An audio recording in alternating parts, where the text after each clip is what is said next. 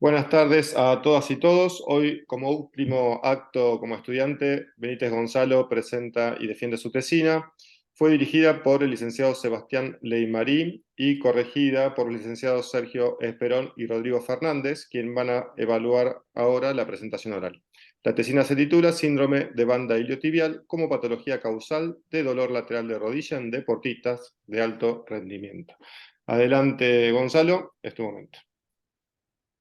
Bueno, muchas gracias a todos y todas por estar presentes, por prestarme su tiempo para escucharme. Este título surge en el marco de mis primeras prácticas universitarias, en la cual selecciono el Club Gimnasia y Esgrima de La Plata, y cuando me conecto con el licenciado Sebastián Lemarí me comenta que es fútbol profesional masculino, primera división, y luego de finalizar mis prácticas, que el club y tanto Sebastián como Jorge Murúa me permiten seguir yendo a aprender y a mirar y a compartir tiempo y poder entender cómo funciona ese ambiente tan profesional, después de ver una patología recurrente y que no siempre en ese momento requiere tratamiento, pero la he visto varias veces, decido hacer este trabajo titulado Síndrome de banda iliotibial como patología causal de dolor lateral de rodilla en deportistas de alto rendimiento.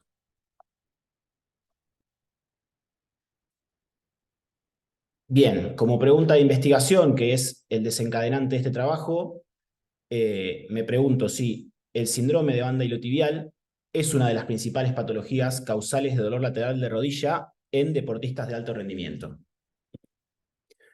Como objetivo general, planteé determinar si el síndrome de banda iliotibial representa una causa frecuente de dolor externo de rodilla en deportistas de alto rendimiento a través de una revisión bibliográfica y el análisis de dos casos clínicos de enfoque retrospectivo del propio club del plantel masculino de Primera División de Fútbol de Gimnasia de Esgrima de La Plata. Como objetivos específicos, en primer lugar, a través del análisis bibliográfico, hacer una revisión de la anatomía, la biomecánica, patomecánica, etiología, diagnóstico y tratamiento. En segundo lugar, un análisis de cuáles son los factores predisponentes de esta patología. En tercer lugar, analizar la estadística de la patología para poder hacer una respuesta de mi pregunta de si realmente genera un factor de riesgo en el compartimento lateral de la rodilla en deportistas de alto rendimiento. Y número 4, el análisis justamente de dos casos clínicos que se dan en el marco de un plantel profesional que es complejo, y analizar las causas, el diagnóstico, el tratamiento, los tiempos de recuperación y criterios de alta, que es una información a la que me permite acceder el club y que me brinda para poder realizar este trabajo. Muy bien, banda iliotibial. Es una capa delgada de tejido conectivo, como podemos ver en la imagen en el vértice superior derecho, que tiene su origen unos centímetros por debajo de la espina ilíaca anterosuperior, haciendo contacto con el borde anterior del ilion y en el labio externo de la cresta ilíaca. Desciende por la cara lateral del muslo y a nivel del trocánter mayor presenta una unión tendinosa con el músculo tensor de la fascia lata, glúteo mayor, y en algunos de los estudios también mencionan al glúteo medio. La inserción se genera a través de varias inserciones a la altura de la rodilla. La banda iliotibial recorre la cara lateral del muslo para llegar a la rodilla y presenta en diferentes capas, superficial y profunda, una inserción en el ligamento anterolateral, que es mencionado en algunos de los trabajos científicos, en otros mencionan que no tiene tanta evidencia. Presenta y comparte una inserción con el ligamento lateral externo, llamadas fibras de Kaplan inferiores. Presenta también una inserción en la línea áspera del fémur, las denominadas fibras de Kaplan superiores. Presenta un fascículo insercional en el borde lateral de la rótula y termina la inserción de los dos fascículos en el tubérculo de Jardí de la tibia. Está inervado por el nervio glúteo superior y la irrigación la realizan la arteria circunfleja femoral lateral y la arteria glútea superior. Hablando un poco de lo que es la función, podemos mencionar dos funciones diferentes que realiza, una función estructural y una función muscular secundaria. La función estructural la realiza cuando la rodilla se encuentra en extensión, dándole estabilidad lateral tanto a la cadera como a la rodilla, y al ser una banda tensa, nos permite mantenernos erguidos y darnos una estabilidad pélvica cuando la rodilla se encuentra en extensión. Por otro lado, como mencioné anteriormente, como presenta uniones tendinosas con el músculo tensor de la fascia lata y glúteo mayor, va a permitir a estos músculos un anclaje para realizar su función y por lo tanto va a ser accesoria de la extensión, rotación externa, flexión y por momentos rotación interna de cadera.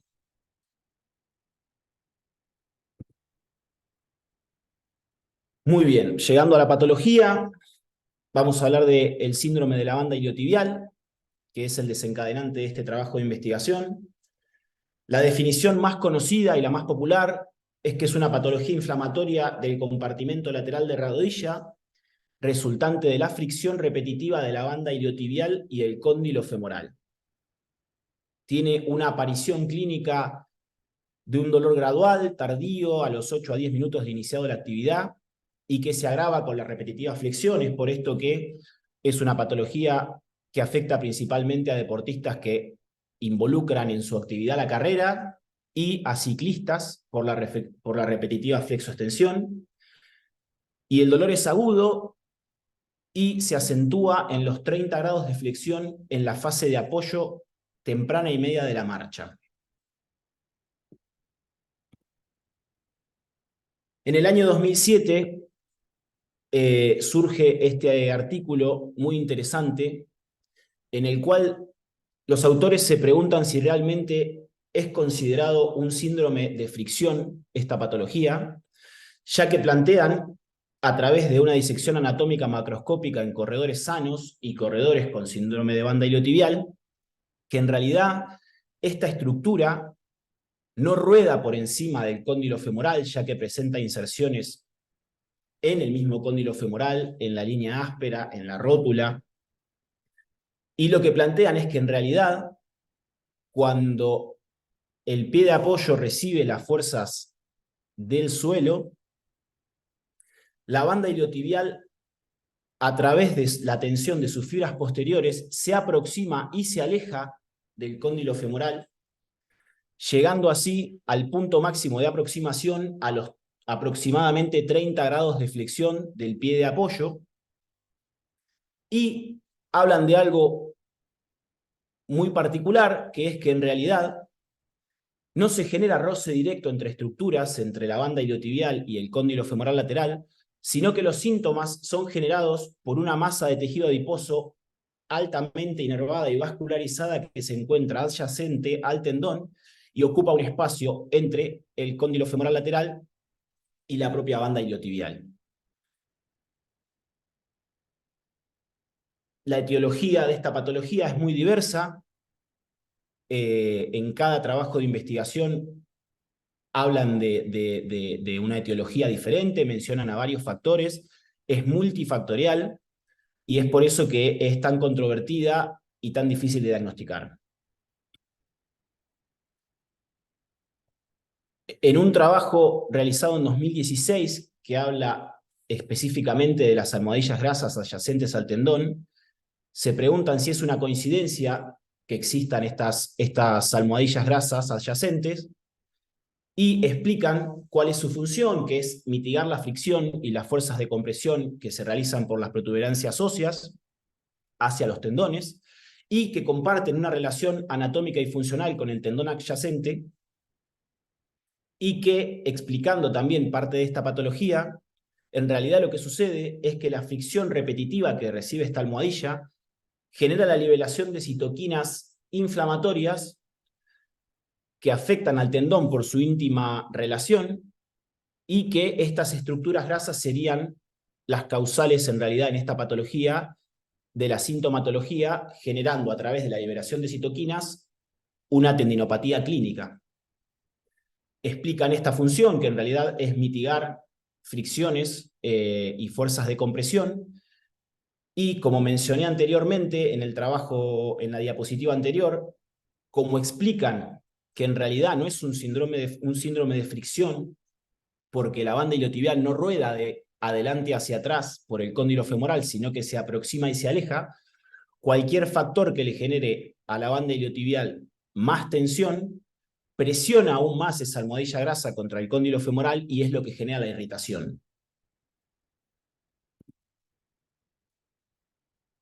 Dentro de la etiología, otra forma de describirla es con factores intrínsecos y extrínsecos. Los factores intrínsecos más descritos es la debilidad de los abductores de cadera, que voy a explicar más adelante el por qué. Problemas en los ejes de la articulación de la rodilla, como genuvaro o genuvalgo. También la falta de movilidad del tobillo puede generar una rotación interna de la tibia, lo que le aumente la tensión a la banda iliotibial y por ende más proximidad al cóndilo femoral lateral. Y aducción de cadera aumentada. Dentro de los factores extrínsecos, siempre hablando de deportistas, tenemos que tener en cuenta los entrenamientos de carreras en superficies inclinadas, la mala técnica de un ejercicio, la mala ejecución, alteraciones bruscas en la intensidad de los entrenamientos, personas que por ahí no practican la carrera y quieren comenzar a practicar el running y comienzan a realizar carreras de 10, 12 kilómetros cuando no están preparados para eso. Y una mala dosificación o una dosificación inadecuada de la carga del entrenamiento, tanto de fuerza como aeróbica.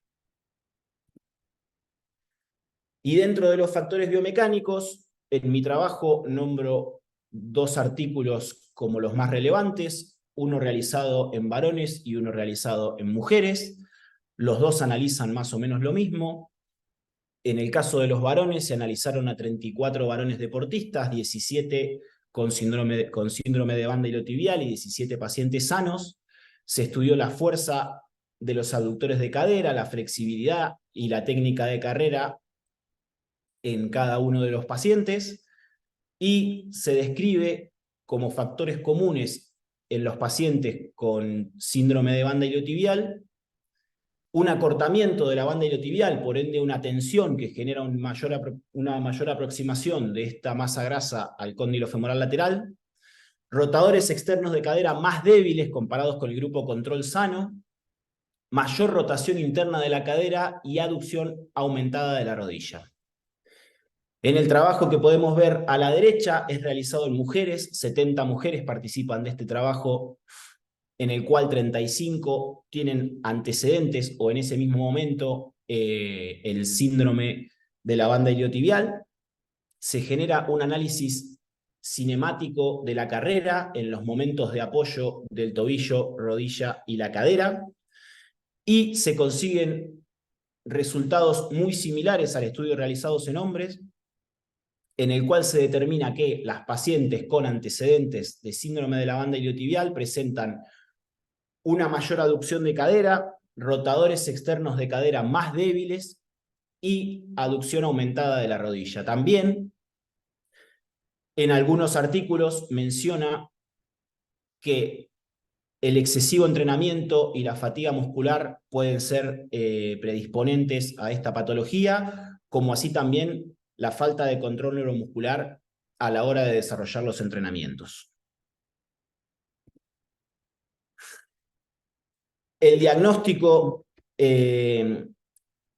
también es muy variada la bibliografía, hace mucho hincapié en la anamnesis, que tiene el objetivo de recolectar datos y toda la información posible para lograr un diagnóstico, por ejemplo, edad, tipo de entrenamiento, superficie, nivel y antecedentes, pero es de mucha importancia, ya que es una patología en la que es muy importante atacar la causa, y para ello debemos hacer una anamnesis muy exhaustiva, que nos brinde la mayor cantidad de información para llegar al punto que genera ya sea la tensión o el problema articular que desencadene en esta patología.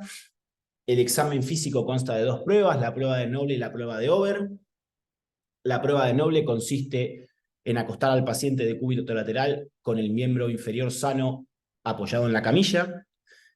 y partiendo de una flexión de 90 grados presionando la banda iliotibial, generar una extensión a 0 grados y la prueba es positiva cuando el paciente siente dolor a un ángulo aproximado de 30 a 40 grados. Y la prueba de over es similar, se coloca al paciente en decúbito lateral, el terapeuta se coloca por detrás, sosteniendo la rodilla y realizándole al paciente una aducción y extensión de cadera, y la prueba es positiva si el paciente siente dolor. Y por último, las imágenes de resonancia magnética que evidencian en esta patología edema hiperintenso focal en el compartimento ubicado entre la banda iliotibial y el cóndilo femoral, y en este espacio es donde se encuentra la masa grasa altamente inervada y vascularizada que mencioné anteriormente. Bien, si hablamos del tratamiento de esta patología, vamos a plantear en un principio objetivos a corto y a largo plazo. El tratamiento, lo primero que quiero mencionar es que como la etiología es multifactorial, el tratamiento obviamente va a ser muy particular para cada paciente. Puede ser por abductores débiles de cadera, puede ser por una rotación interna de la tibia. Es multifactorial, por lo tanto, el tratamiento se va a plantear también en base a si es deportista de alto rendimiento, a si es deportista profesional, si simplemente practica un deporte por hobby 2 o 3 veces por semana. Los tiempos no son los mismos, van a variar los ejercicios, van a variar obviamente los objetivos, y por lo tanto es muy particular de cada paciente, pero esta guía es un poco general de lo que se encuentra en la bibliografía de los primeros manejos de esta patología a nivel tratamiento. Objetivos a corto plazo, obviamente disminuir el dolor, controlar la inflamación, en el caso de que haya musculatura hipertónica que le genere tensión a la banda iliotibial, relajarla. Y obviamente el objetivo principal, una vez que conozcamos la causa, es disminuir la tensión de la banda iliotibial. Y objetivos a largo plazo, que también va a depender de qué paciente nos encontremos: aliviar el dolor, mejorar la fuerza de los abductores de cadera en el caso de que esa sea la causa, mejorar la estabilidad de la articulación de la rodilla y la cadera para evitar un aumento de la tensión en la banda iliotibial, mejorar la técnica de carrera en el caso de que estemos hablando de pacientes que sean deportistas y que desarrollen una carrera constante. Mejorar la técnica de carrera va a aliviar muchísimo la tensión en la banda iliotibial. Readaptación física en el caso de que el objetivo sea volver a una disciplina específica, como ya sea fútbol, básquet, vóley o cualquier deporte. Y el retorno a la competencia y a las actividades habituales, habiendo solucionado el problema de base que desencadene la patología y obviamente teniendo controlados los síntomas. Tratamiento conservador. En la bibliografía destacan que tiene una respuesta positiva en aproximadamente el 94% de los casos. Dividen los objetivos en una fase aguda y una fase subaguda, en la cual la fase aguda, como dije anteriormente, va a tener como objetivo disminuir el dolor y controlar la inflamación.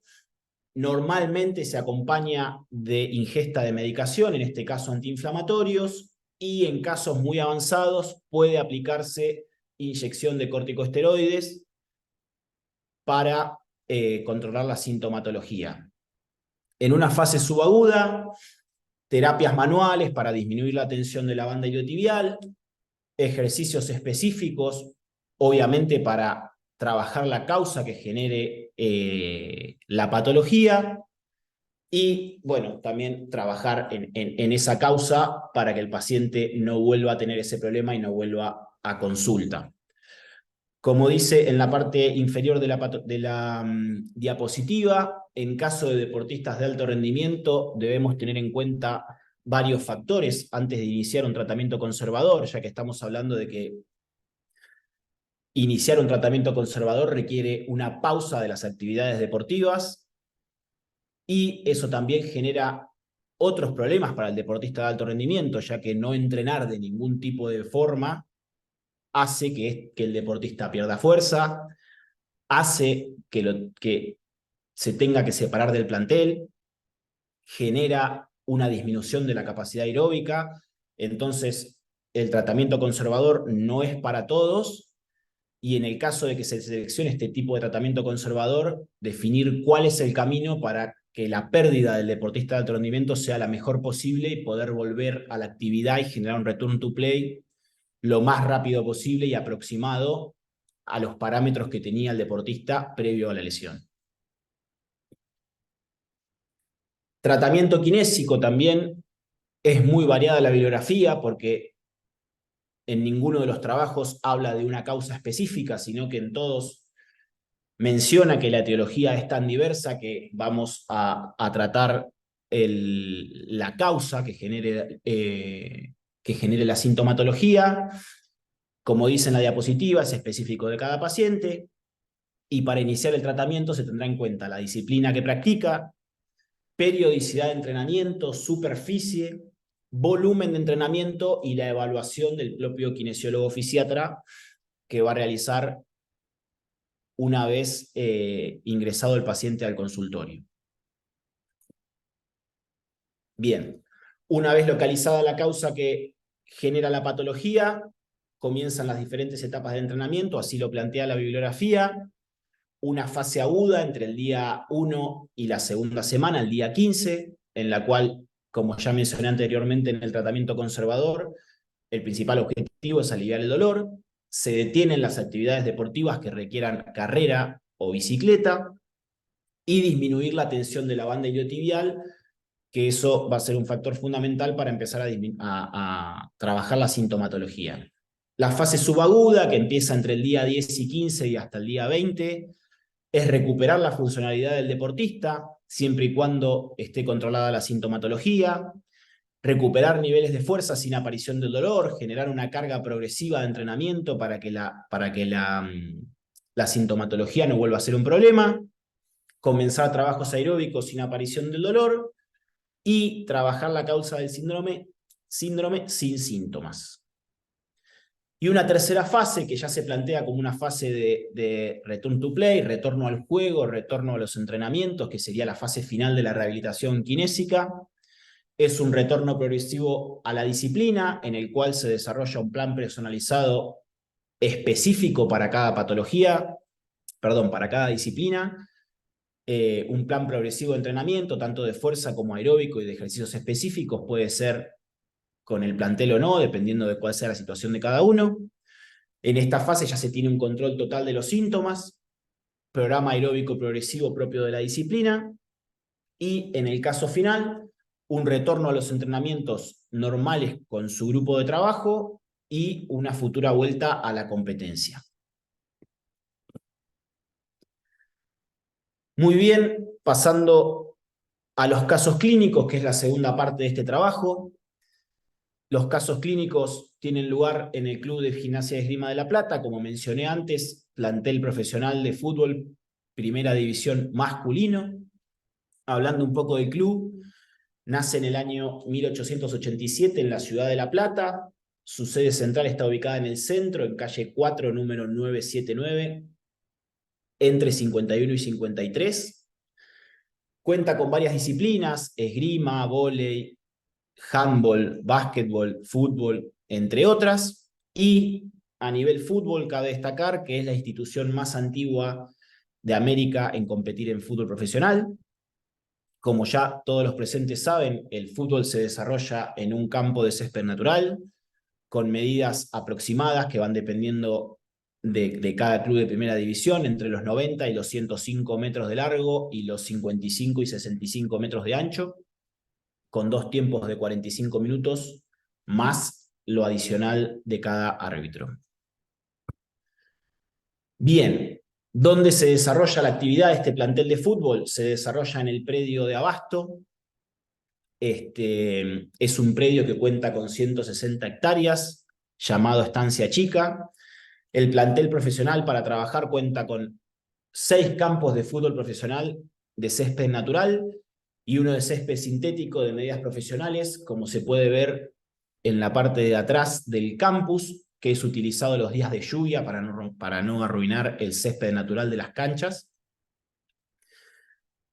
Dentro del plantel profesional existe un trabajo interdisciplinario que es muy importante para tratar cada patología, en el cual el grupo de trabajo está formado por 2 traumatólogos, Pablo del Compare y Flavio Tunesi, el departamento de kinesiología por el licenciado Jorge Murúa y Sebastián Lemarí, un departamento de nutrición, existe un psicólogo deportivo, en ese momento era Gustavo Goñi, y quiropraxia, que la llevan los chicos de Quiropraxia La Plata, los hermanos Bravo, y entre todos realizan un trabajo interdisciplinario con cada uno de los casos que aparece en el plantel profesional, y lo llevan a cabo y lo siguen desde el momento 0 hasta el momento del return to play, la vuelta al juego. Dentro de las instalaciones de Estancia Chica se encuentra la casona, que es el lugar donde el plantel concentra y duerme, que es una gran casa de campo con habitaciones donde los jugadores pueden estar tranquilos en los momentos previos a los partidos. Normalmente se concentra entre 1 o 2 días antes de cada competencia.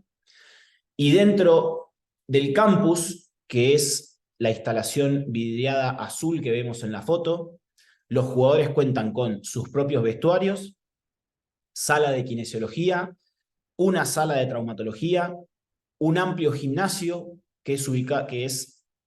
está formado por toda la superficie que vemos vidriada azul en el primer piso. Tenemos sala de masaje, una sala donde desarrolla sus actividades el cuerpo técnico, que algo a destacar es que el club cuenta con su propio departamento médico y, obviamente, como es el fútbol argentino, van variando los cuerpos técnicos en base a muchas cosas, entre otros resultados.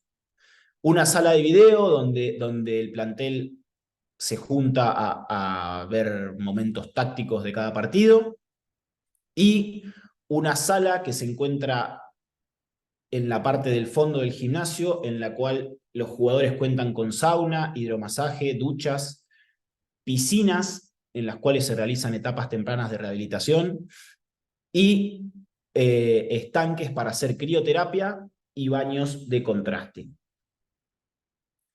El plantel profesional realiza aproximadamente 6 entrenamientos semanales o 6 estímulos. La mayoría de los días tienen una parte de fuerza con la cual inician y una parte en el campo de juego. Normalmente tienen un entrenamiento diferente los jugadores que van a disputar el partido el fin de semana y los que no lo van a hacer. Se manejan diferentes cargas y diferentes momentos de entrenamiento. Y el departamento de kinesiología tiene una participación muy importante en la dosificación de carga, en trabajos preventivos y obviamente en todo lo que necesiten los jugadores que tienen cualquier tipo de dolencia, dolor o consulta. Bien, primer caso clínico, se trata de un jugador, bueno, como ya dije, es el plantel de fútbol profesional masculino, de 24 años, tuvo lugar el día 13 de marzo del año 2018. El jugador paciente acude a la consulta con dolor en la cara lateral de la rodilla de 1 semana de evolución aproximadamente. Normalmente, entre los traumatólogos y los kinesiólogos le hacen una revisación médica y al sospechar de este diagnóstico de síndrome de banda iliotibial, se procede a enviar al jugador a realizar una resonancia. En un plantel profesional de fútbol estas cosas se resuelven rápido. Al otro día el jugador llega al club con los resultados y la resonancia evidencia un edema hiperintenso focal, lo que hablábamos anteriormente, en el compartimento externo de la rodilla ocupado por la masa grasa altamente inervada, y un engrosamiento de la banda iliotibial.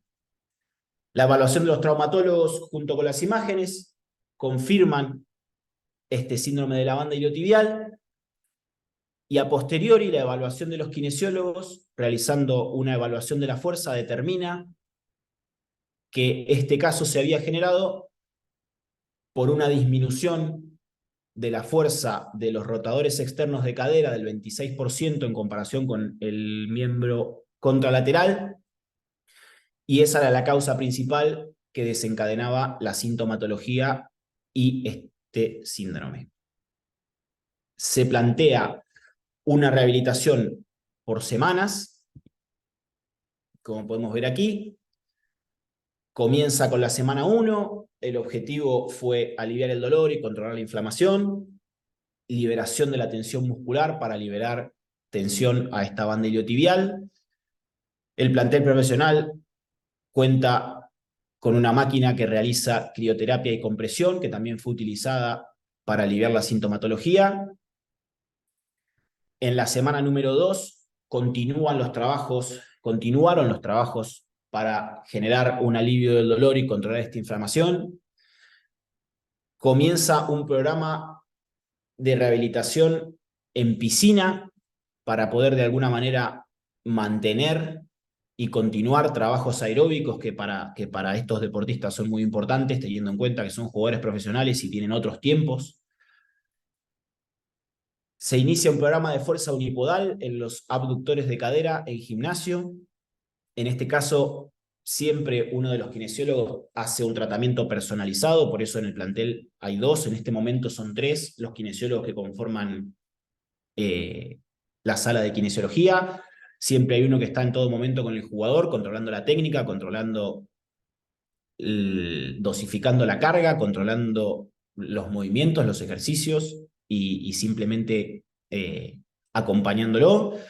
También hay que tener en cuenta que se genera un trabajo con todo el departamento médico del club, ya que en estos casos el nutricionista interviene con un nuevo plan nutricional, ya que el jugador no tiene el mismo gasto energético que cuando entrenaba las 6 veces por semana con el plantel, y siempre cuenta con el apoyo del psicólogo deportivo, ya que para estos jugadores que se dedican específicamente al fútbol y es su actividad y es su trabajo, estar en esta condición de lesión, lo que se le llama lesión en el fútbol profesional, les requiere también una baja emocional muy grande. Bien. En la semana número 3, el dolor en reposo ya estaba controlado y también durante la marcha. El jugador comunicaba que ya no sentía dolor diario como sentía en las semanas anteriores.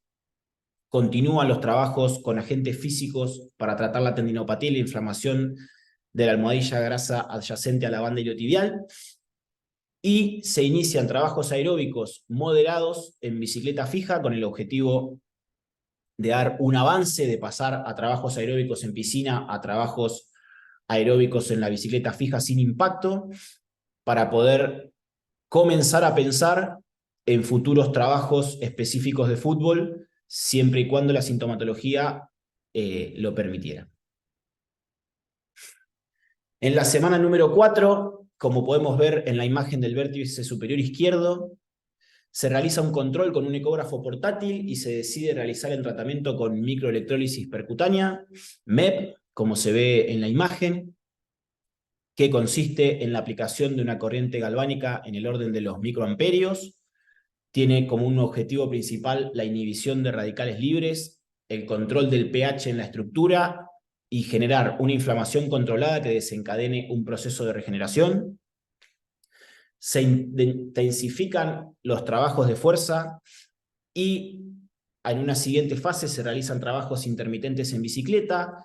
Ya en esta etapa de la semana número 4 comienzan también trabajos de fuerza específicos de fútbol, no solamente para trabajar lo que habíamos hablado de los rotadores externos de cadera.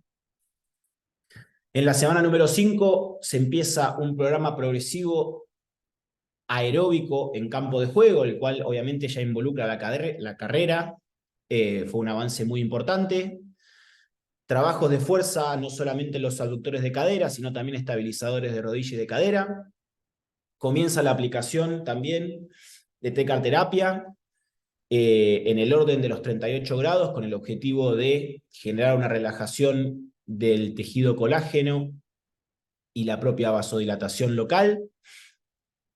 Luego de una semana es la segunda aplicación de MEP. El MEP normalmente se realiza en aplicaciones con 7 días de descanso. Se realiza la segunda aplicación de MEP y comienzan trabajos específicos de fútbol en campo de juego. Lo que se realiza es, a lo que se refiere trabajos de fútbol, es trabajos específicos propios del deporte, contacto con el balón, cambios de dirección. En este momento el jugador en la semana 5 seguía aún separado del plantel.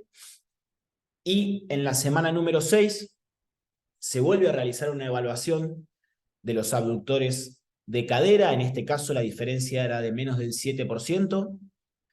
Se realiza la tercera y última aplicación, en este caso de microelectrólisis percutánea. Comienzan a trabajarse ejercicios específicos de fútbol, pero ya en distancias reales. Y se incorpora también los GPS para monitorizar el trabajo del jugador. Es un protocolo que se utiliza en fútbol profesional para medir parámetros previos a la lesión y parámetros como criterio de alta. Lo que se busca es que el jugador toque o supere el 80 o 85% de los parámetros previos a la lesión. Estamos hablando de aceleraciones y desaceleraciones, picos de sprint, cambios de dirección, etc. Una vez que se genera la evaluación de los parámetros previos y los parámetros posteriores a la rehabilitación, es cuando se toma la decisión de que el jugador el último día de la semana número 6 vuelva a entrenar con el grupo. Y en la semana número 7, inicio de la semana número 7, con todos los datos recolectados y la nueva evaluación de los abductores de cadera, se decide dar el alta al jugador, que vuelva a entrenar con el plantel para en la siguiente semana o siguiente fin de semana o fecha poder volver a competir con normalidad.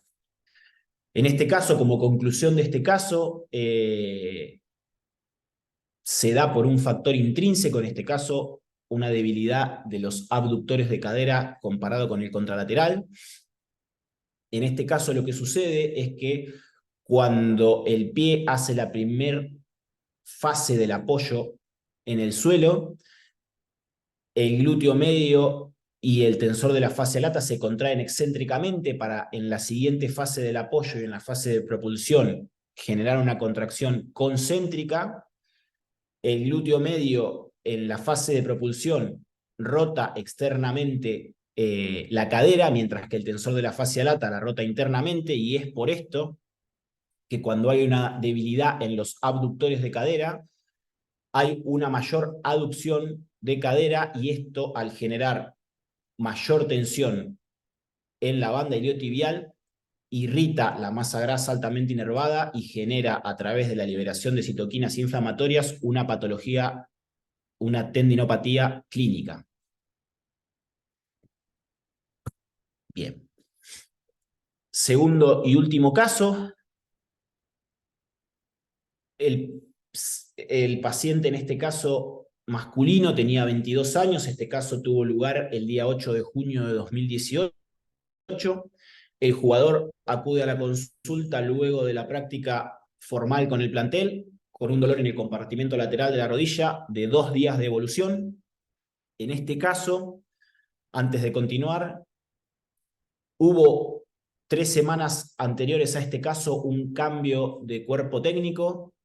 El plantel había cambiado la metodología de trabajo y el preparador físico había implementado en cada uno de los calentamientos la utilización de TheraBands, de bandas a la altura de la rodilla para hacer los calentamientos. En este caso, el paciente, unos 3 o 4 días después de iniciado el ciclo con este preparador físico y con este nuevo cuerpo técnico, consulta de esta manera por un dolor de 2 días de evolución en el compartimento lateral de la rodilla. Luego de la revisación médica y de los kinesiólogos, se sospecha el diagnóstico de síndrome de la banda iliotibial, y es por eso que se pide una resonancia magnética, y el resultado fue similar o igual al del caso anterior, un edema hiperintenso focal en el compartimento ocupado por la masa grasa altamente inervada adyacente al tendón. Y la evaluación de los kinesiólogos junto a las imágenes confirman la patología. En este caso, se realizan las mismas evaluaciones que el caso anterior, con la diferencia de que no se encuentra una diferencia significativa en la fuerza de los abductores de cadera de los dos miembros, y tampoco se encuentra ninguna causa que pueda llegar a generar, ningún factor intrínseco que pueda llegar a generar esta patología. Por lo tanto, se le da la responsabilidad a la TheraBand, que en los momentos en los que los pacientes, los jugadores en cadena cerrada, por ejemplo, realizaban sentadillas, estabilizaciones a una pierna, ejercicios como el Good Morning y tal, en los 30 grados de flexión, además de que se genera la mayor proximidad de la banda iliotibial al cóndilo femoral lateral, aumentaba esa presión por la presión excéntrica ejercida por la banda a la estructura. Este tratamiento fue más corto porque fue más fácil de solucionar, se planteó en 4 semanas. La semana número 1 tuvo los mismos objetivos o similares al caso anterior: un alivio de dolor y control de la inflamación, liberación de la tensión en la cara lateral del muslo y por ende en la banda iliotibial, crioterapia y compresión con la misma máquina que habíamos hablado del caso anterior. Y ya el último día de esta semana comienzan los trabajos en piscina, trabajos aeróbicos en piscina. Inicio de la semana número 2, continúan los trabajos de alivio del dolor y control de la inflamación. Mejora la sintomatología, el paciente refiere que no siente el dolor en todo momento como en el día 1. Y se inicia de todos modos un programa unipodal de fuerza de los abductores de cadera a modo de prevención. Se implementa también, como nombré en el caso anterior, como agente físico la tecalterapia, a 38 grados, como nombré en el caso anterior. Y como este caso también fue un poco más acelerado el proceso, siempre respetando los tiempos biológicos, el jugador inicia su programa de entrenamiento en el gimnasio que normalmente realiza un plantel profesional, que está más orientado a movimientos explosivos que después puedan ser transferibles al deporte. En la semana número 3 inicia un programa de entrenamiento en campo de juego con ejercicios específicos de fútbol y un programa de fuerza-potencia aplicado específicamente al deporte, que en este caso se genera un consenso entre el preparador físico y el kinesiólogo para poder realizar dicho plan. Y en esta semana número 3, el jugador ya no tenía síntomas y después de varios días continuaba de la misma manera. En la semana número 4 se implementa el monitoreo con GPS, ya que se comienzan a realizar trabajos en espacios reales. Se realizan 3 entrenamientos de fútbol sin síntomas con el plantel, el primero sin el plantel, solamente con el kinesiólogo, y los segundos 2 entrenamientos de forma moderada, no en el entrenamiento completo, sino en ejercicios específicos en los que se buscan realizar gestos que nos puedan llegar a dar información sobre si existe algún síntoma o no. El jugador vuelve a participar de entrenamiento junto con el plantel, se realiza un análisis de los datos captados antes y después de la lesión, en el cual se cumplían más del 80% de los resultados de los GPS previos a la lesión, y entre los traumatólogos y los kinesiólogos deciden dar el alta en el final de la semana número 4 para que el jugador pueda realizar en la semana número 5 una semana normal de entrenamiento y quedar a disposición del entrenador para poder competir a finales de la semana número 5. Como conclusión de este caso, fue un caso más rápido de resolver, porque enseguida se quita el agente externo que genera la sintomatología, y el jugador recupera muy rápido la funcionalidad y enseguida se genera un alivio de los síntomas. Y en comparación, lo elegí porque en comparación con el caso anterior, uno tiene un factor intrínseco y otro tiene un factor extrínseco que desencadenan la patología. Y si bien a lo largo de mis prácticas o de mi asistencia, gracias a Jorge y a Sebastián, a gimnasia, he visto algunos otros casos, me parecieron los dos más representativos y los que más plasmaban la bibliografía que había podido encontrar para realizar este trabajo. Como conclusión general, bueno, el síndrome de la banda iliotibial es una patología compleja, presenta una bibliografía amplia con mucha controversia, gracias a, como dije antes, su diversa etiología y origen. En este trabajo se realizó un repaso de los artículos científicos más relevantes y sumado a la información que pudo aportar el club de los casos clínicos, se logró encontrar o logré encontrar una respuesta a mi trabajo de investigación. El síndrome de banda iliotibial es una de las principales patologías causales del compartimento lateral de la rodilla, y tal es así que afecta al 12% de los deportistas que desarrollan la carrera o actividades con bicicleta en algún momento de su carrera o en algún momento de su entrenamiento. En segundo lugar, es de gran importancia generar un buen diagnóstico de esta patología, ya que la etiología que se presenta es muy diversa, y para obtener resultados es relevante conocer con exactitud cuál es la causa que desencadena este síndrome. Debemos tener en cuenta a la hora de diagnosticar y tratar la patología la individualidad de cada paciente. Como dije antes, no podemos generar o planificar un tratamiento de la misma manera para una persona que realiza una actividad deportiva recreativa 1 o 2 veces por semana, como para un deportista amateur, como en este caso, como los dos casos clínicos que presenté, para deportistas profesionales en los cuales, si bien siempre se respetan los tiempos biológicos, los tiempos son diferentes porque el deportista necesita volver a competir, porque para ellos es un trabajo y porque hay todo un mundo detrás de un plantel profesional de fútbol. La presencia de los dos casos clínicos me permite comprender con mayor claridad cuál es el desarrollo y la evolución de esta patología, que en este caso fueron inicios diferentes, y queda en evidencia la importancia del tratamiento interdisciplinario a la hora de abordar a un paciente. Como dije antes, en este club, en Gimnasia de la Plata, el trabajo que se realiza es interdisciplinario, ya que interviene un nutricionista, intervienen kinesiólogos, intervienen traumatólogos, interviene un psicólogo deportivo, y a su vez la importancia de la kinesiología a la hora de diagnosticar, rehabilitar y reeducar a los deportistas de alto rendimiento. Los resultados obtenidos a lo largo del trabajo para mí son satisfactorios y me dejan la enseñanza de cuál es la importancia de la formación, la investigación, la actualización y el trabajo en conjunto de todos los profesionales de la salud. Muchas gracias. Excelente, Gonzalo. Vamos a dar pie ahora a los jurados. Si quieren hacer alguna pregunta en este momento.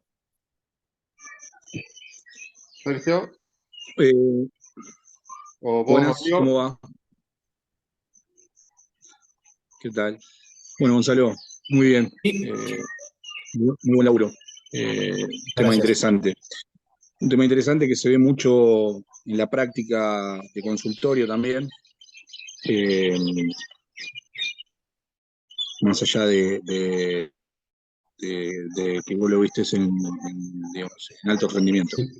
Y mi pregunta, más que una pregunta, es para que lo pensemos un poco juntos.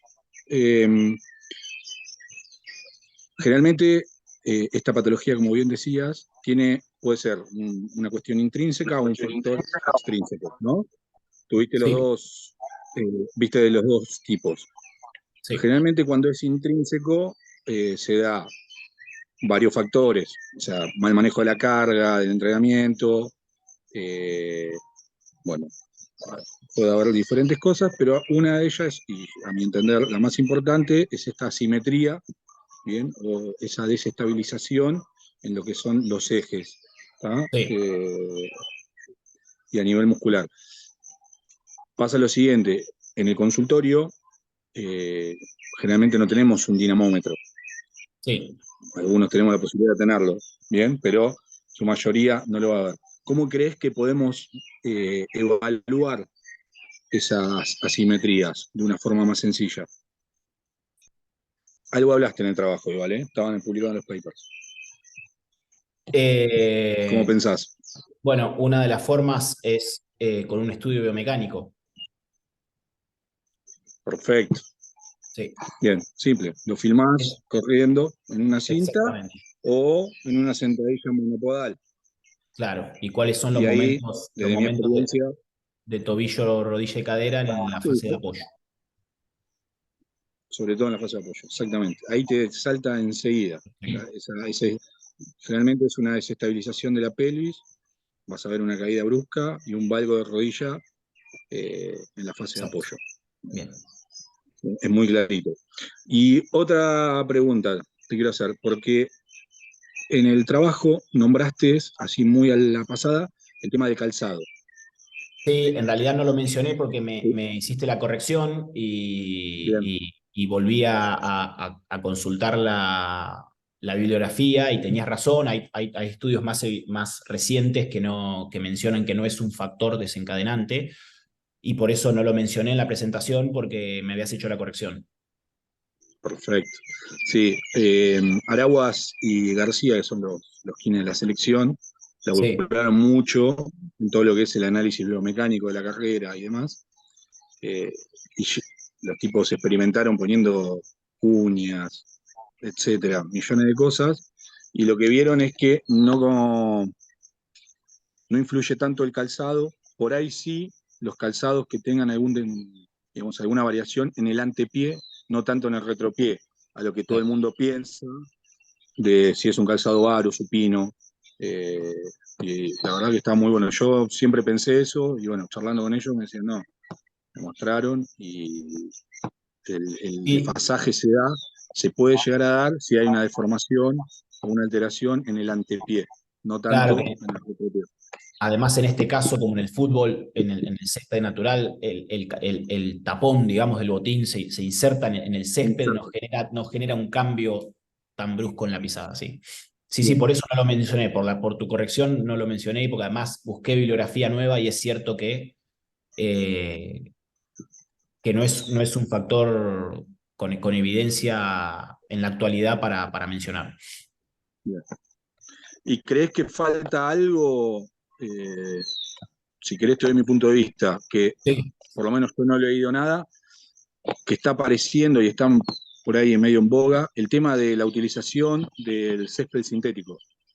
De, Se ve mucho en la clínica, yo fútbol hace años que no sí, trabajo en fútbol, estoy en otro sí. deporte, y sí vemos que cuando hay un cambio en el campo de juego, o sea, por X motivo, una semana llueve mucho y se lo pasa a hacer trabajos en césped sintético, aparecen diferentes patologías, una de ellas muy recurrente es el síndrome de fricción de la cintilla. Sí, sí, Y creo que sería sí, bueno indagar en eso porque no hay mucha bibliografía, o por lo menos yo no la he encontrado. sí, sin ninguna duda, yo tampoco lo encontré. Uno de los casos, tenía varios casos para poner del club y uno de ellos había sido justamente los jugadores no se sienten demasiado cómodos con los Lo campos detestan. lo detestan, sí, con los campos de En césped todos los deportes. sintético. Pero como no encontré bibliografía que respalde eso, decidí Yo tampoco lo encontré, no hay nada, sí, pero estaría muy bueno indagar ahí. sí, sí, Bueno, sí, coincido. por mí, muy bien, Gonzalo, te felicito.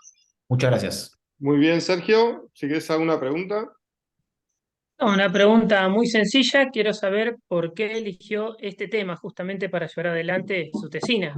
Digamos, ¿qué fue el desencadenante o por qué lo elegiste? Bueno, eh, justamente, como nombré antes, gracias a Sebastián y a Jorge pude seguir yendo a los entrenamientos del club, que en este caso es un ambiente muy interesante porque es fútbol profesional y se ven cosas con condimentos que no se ven en otros lugares. Y en un periodo muy corto de tiempo pude ver varios casos en el club que a veces no requieren que el jugador deje de entrenar o se pueden solucionar más rápido y diferenciando de algún trabajo. Y siempre era como muy controversial la etiología y me pareció, en ese momento, yo cada vez que iba a gimnasia y veía una patología nueva, buscaba información y me ponía a investigar y cuando aparecieron estos primeros casos, y empecé a leer bibliografía y me di cuenta que era muy difícil encontrar dos trabajos similares que digan que hablen de la misma etiología o de algo en particular. Me pareció un tema muy interesante, siempre me quedó en el tintero. Y cuando llegó el momento la verdad, de realizar el proyecto de tesina, lo hablé con el profesor en ese momento y me dijo que tenga cuidado porque la evidencia era muy diversa y por ahí podía llegar Es a verdad, ser, ¿cómo lo ibas a llevar adelante? Está bien. claro, a ser confuso, y creo que eso fue lo que más me dio ganas de indagar y de investigar en el tema, creo. Bueno, bárbaro. No, ninguna pregunta más. Muy bien, Así que bueno, damos Luis. espacio ahora a los jurados, Sergio y Rodrigo, si quieren desconectar audio y cámaras y comunicarse para hacer la devolución final. El resto nos quedamos acá como si fuera el pasillo de la universidad. Y bueno, aprovechamos y le pedimos a Sebastián que diga unas palabras un poco ahora que afloja la tensión. Estaba muy tensionado, la verdad que sí. No, bien, bien. Nada, a ver, yo con Gonza tengo una relación de hace muchos años. Bueno, todo empieza por la facultad, pero es el día de hoy que seguimos teniendo una linda relación de amistad, de encontrarnos cuando viene. Así que nada, tanto yo como Jorge, que también lo ha acompañado mucho y que lo hemos ayudado en esta instancia de formación y demás. Y bueno, yo como tutor ahora, puntualmente de su tesina para poder recibirse, quiero más que felicitarlo, y me pone muy contento bueno, que ya esté en esta etapa final. No tengo duda de que vas a aprobar y que vas a aprobar muy bien. Yo, si fuese jurado, obvio que te apruebo, pero porque aparte te quiero también. Soy un poco, no soy muy objetivo. Pero bueno, nada, Gonza, lo mejor, y espero nada, que disfrutes de la profesión y que cuando puedas venir para acá, te vamos a estar esperando, ¿eh? Y él